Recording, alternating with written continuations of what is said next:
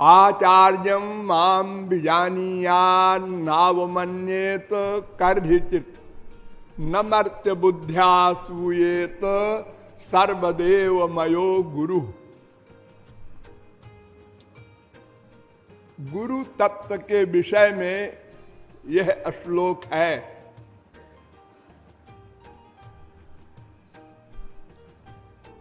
स्वयं श्री कृष्ण भगवान ज्ञानी भक्त शिरोमणि उद्धव परमहंस से कह रहे हैं कि उद्धव, आचार्य माने गुरु को मेरा स्वरूप जानो। आचार्यम माम विजानीयात। भगवान कह रहे हैं मुझे आचार्य मानो, ऐसा नहीं, आचार्य को मेरा स्वरूप मानो। देखो हमारे शास्त्रों में 3 तरह की बातें लिखी हैं। कहीं तो लिखा है कि सबसे बड़े भगवान, सब उनसे छोटे, सब दास हैं, नौकर हैं। ब्रह्मा विष्णु शंकर कोई हो, सब नौकर चाकर हैं। उनके बराबर भी कोई नहीं है, बड़ा होने की बात तो छोड़ो। और कहीं लिखा है कि भगवान और गुरु बराबर है, कोई छोटा बड़ा नहीं। और कहीं लिखा है अरे गुरु का मुकाबला भगवान क्या करेंगे, इम्पॉसिबल। ये 3 तरह की बातें हैं शास्त्रों में। आप इस पर विचार कर लीजिए। पहली बात पर, भगवान सबसे बड़े हैं। आप लोग कहेंगे तो गधा भी जानता है। हाँ बिल्कुल जानते हैं, सब लोग जानते हैं। कोई अंश अंशी की बराबरी करेगा? एक सूरज की एक किरण सूरज की बराबरी कैसे करेगी? उससे अधिक होने का तो सवाल ही नहीं। श्री कृष्ण सूर्य सम, और सब जीव इनके किरण के समान है।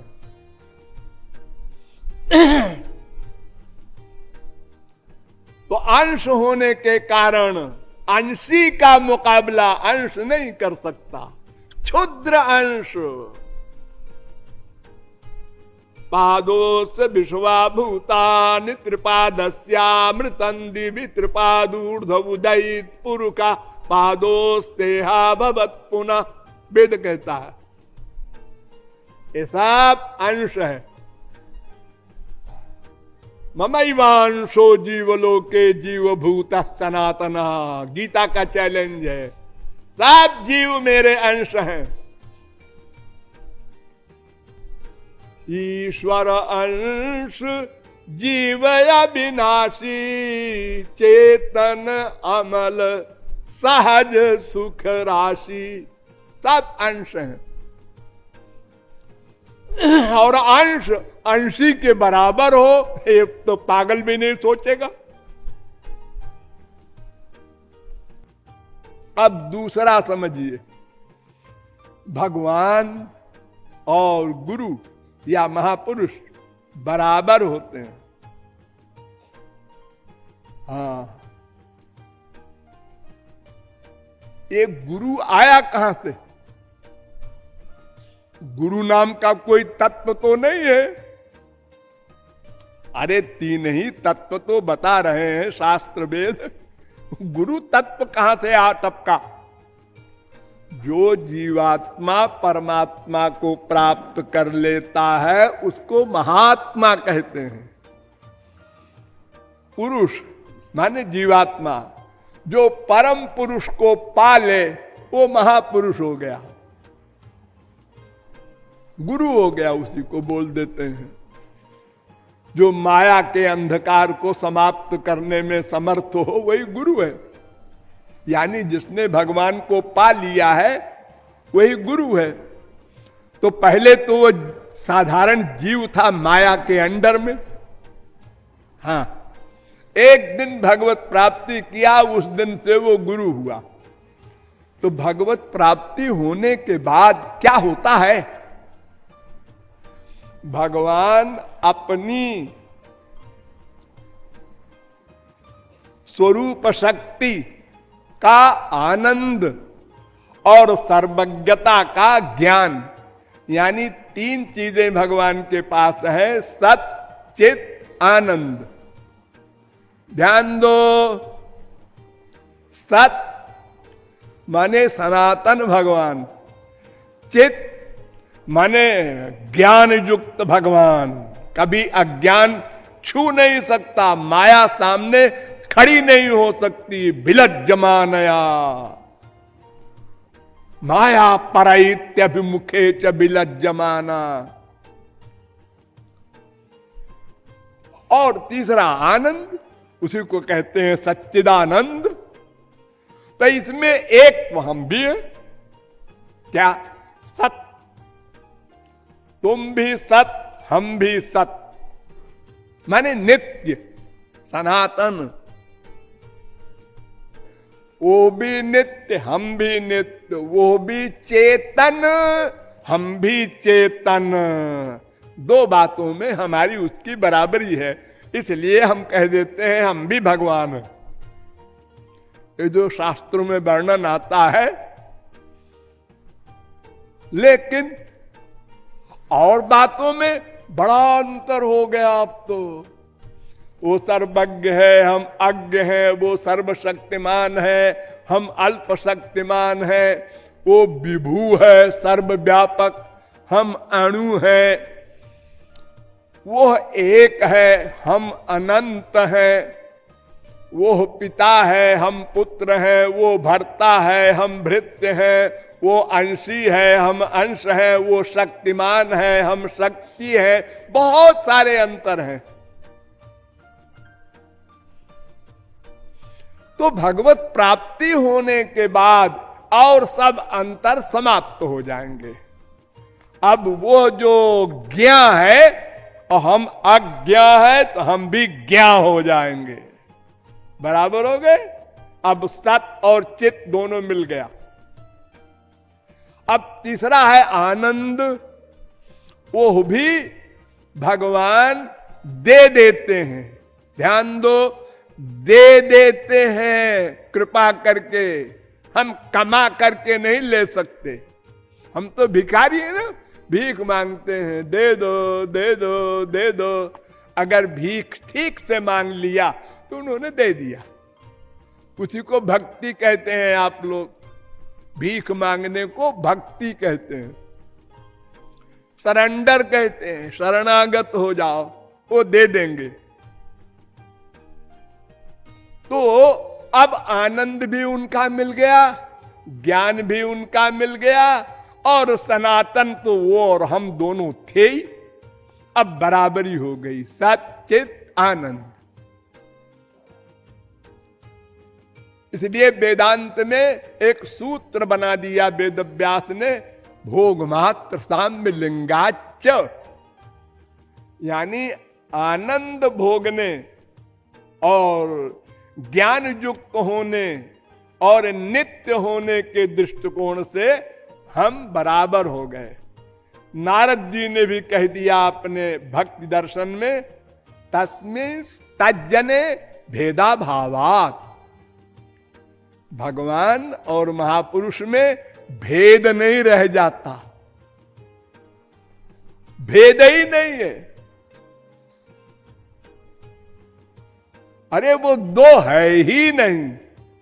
इसीलिए तो भगवान कह रहे हैं आचार्यम माम बिजानियात, मुझको समझो। आचार्य अलग है ऐसा नहीं, वो गुरु जिस दिन बना वो मैं हो गया, यानी भगवान हो गया। तो उसका कर्म भगवान करता है। हम क्यों रामायण को मानते हैं? तुलसीदास ने लिखा है। अरे तुलसीदास का लिखा हुआ अगर हो तो कृपालु तो अक्षर अक्षर काट दे, अरे कोई व्यक्ति लिखेगा तो उसमें गड़बड़ी होगी। पुंदोष शंका पलंक कंक से सर्वथा असंस्पृष्ट भगवत वाणी है वो। इसलिए नतमस्तक होकर हर महापुरुष को मानना पड़ेगा।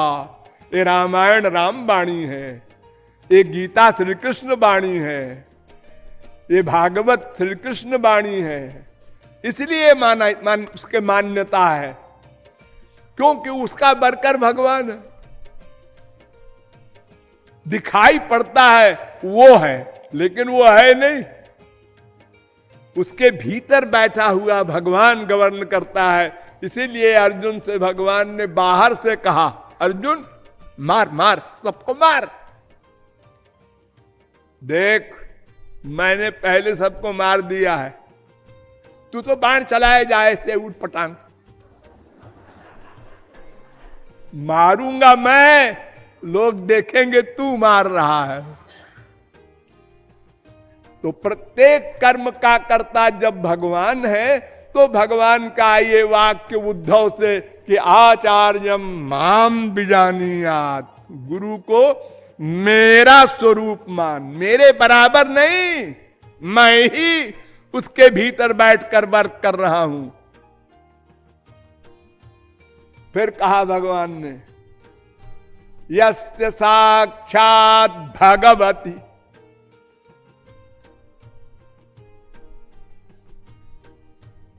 सातवें स्कंद के 15वें अध्याय का 26वां श्लोक, वो साक्षात भगवान है। एष वै भगवान साक्षात, ये साक्षात भगवान है महापुरुष। नारद जी का वाक्य है, युधिष्ठिर से कहा उन्होंने, 7वें स्कंद के 15वें अध्याय का 27वां श्लोक। तो साक्षात भगवान है, इसलिए आचार्यम माम विजानीयात। देवता बांधवा संत, संत आत्मा हमेव, हमेव च। अरे मैं हूं, मैं, वो संत नहीं है, वो तो एक बॉडी है उसकी अलग, उसके भीतर मैं गवर्न कर रहा हूं। अहमेव, एव शब्द का प्रयोग कर रहे हैं अहम के साथ, मैं ही हूं, ये जान लो उद्धव, उसके भीतर मैं बैठा हूं। तो इसलिए भगवान और गुरु दोनों बराबर हैं, या गुरु ही भगवान है, ये सब एक बात है, यह भी ठीक है। और जो ये कहते हैं कि नहीं गुरु बड़ा है, मोरे मन प्रभु अस विश्वासा, राम ते अधिक राम कर दासा। भगवान से बढ़कर उनके भक्त होते हैं। हाँ, मद भक्त ये भक्ता, वेद व्यास भी चिल्ला रहे हैं, जो मेरे भक्त का भक्त है वही सच्चा भक्त है। जो केवल मेरा भक्त है वो मेरा भक्त ही नहीं है, मैं उसको भक्त नहीं मानता, वो पाखंडी है। यानी भगवान की भक्ति, भगवान की प्राप्ति बिना गुरु के हो ही नहीं सकती। इसलिए भगवान कहते हैं या तो केवल गुरु की भक्ति कर लो, और या तो मेरी और गुरु की दोनों की मिलाकर करो। केवल मेरी भक्ति नहीं हो सकती, कुछ नहीं पाओगे फिर। तो वो इसलिए कहते हैं कि भगवान तो हमको न कहीं दिखाई पड़ते हैं, न बुद्धि गम्य है, न कर्णेंद्रिय गम्य है, न नासिका इंद्रिय से। पुस्तकों में लिखा है या संत महात्मा बोलते हैं, समझाते हैं। तो ये जो हमको समझाने वाले हैं, इनको हम गुरु कहते हैं। इन्होंने हमको बताया भगवान क्या है, जीव क्या है, माया क्या है, गुरु क्या है, साधना क्या है, सब तत्वों का ज्ञान कराया।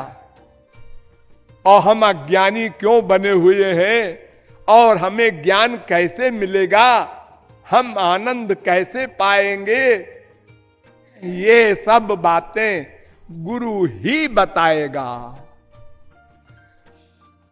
जब गुरु बता देगा हम चल देंगे और पहुंच जाएंगे अंतिम सीढ़ी पर, तब वहां भगवान खड़े हुए मिलेंगे।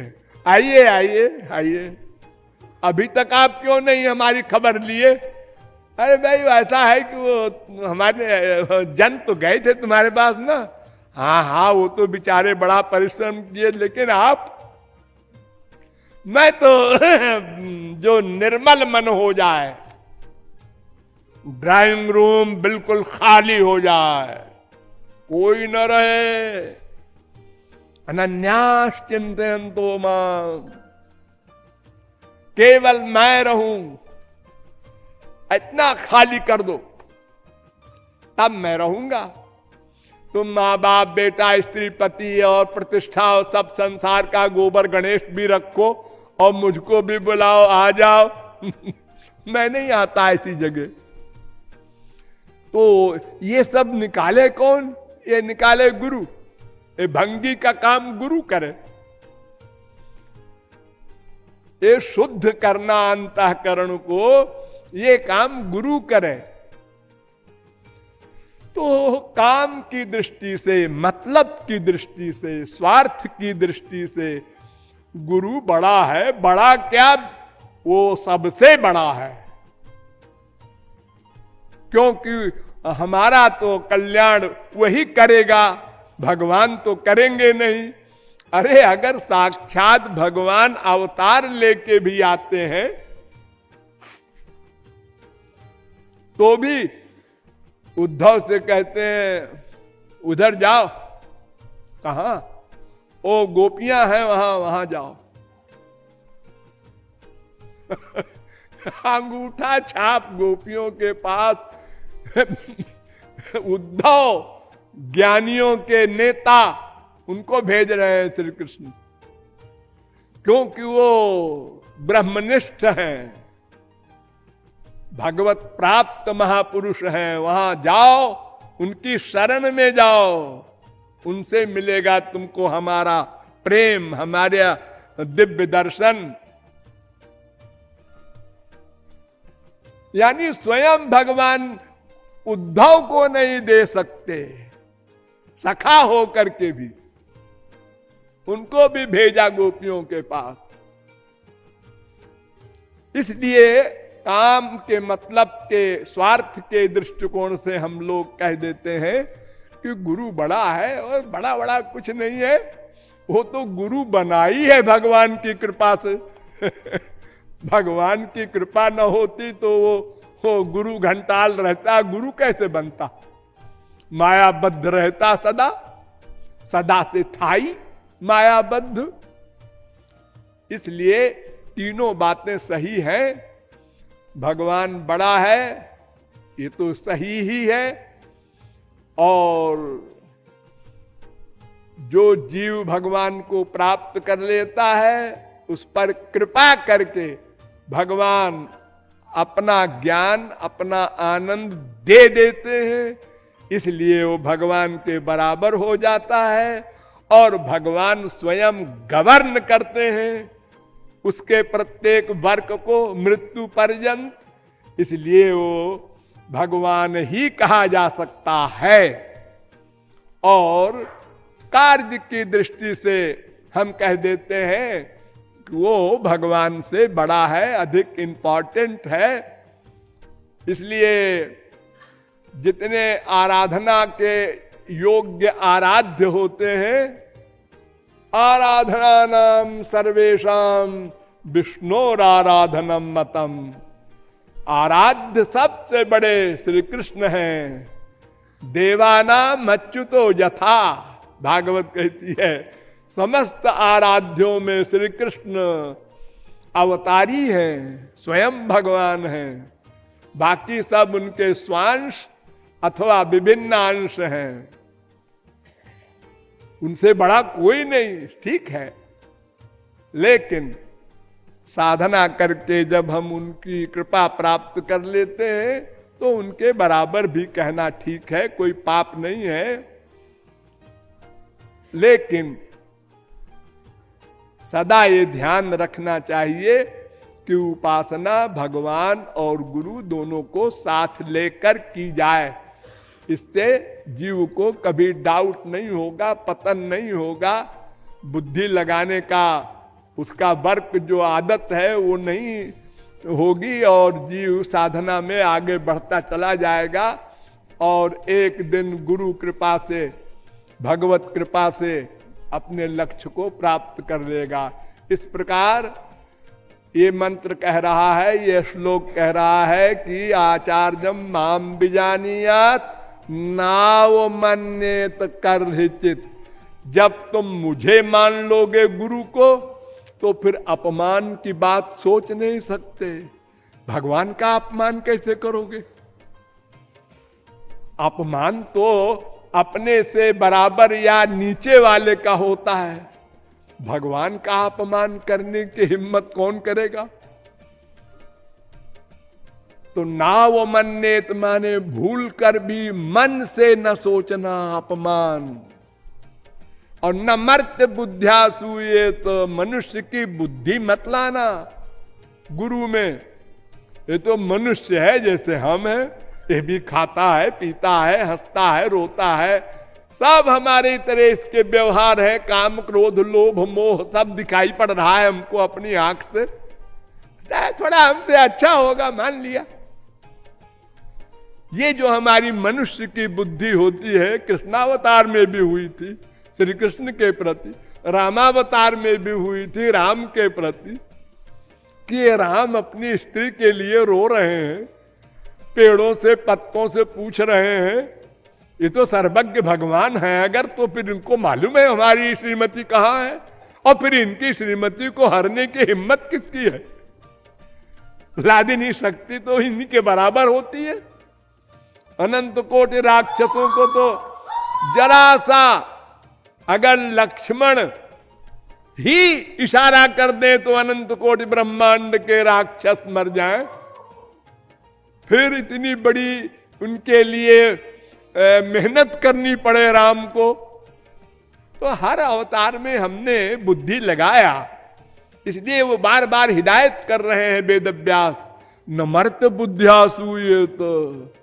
और देखो तमाम देवताओं की भक्ति न करो, सर्वदेवमयो गुरु, जितने देवी देवता विश्व में हैं सब गुरु में निवास करते हैं, क्योंकि भगवान गवर्न कर रहा है, भगवान उनमें है, तो भगवान के अंडर में सब देवी देवता होते हैं।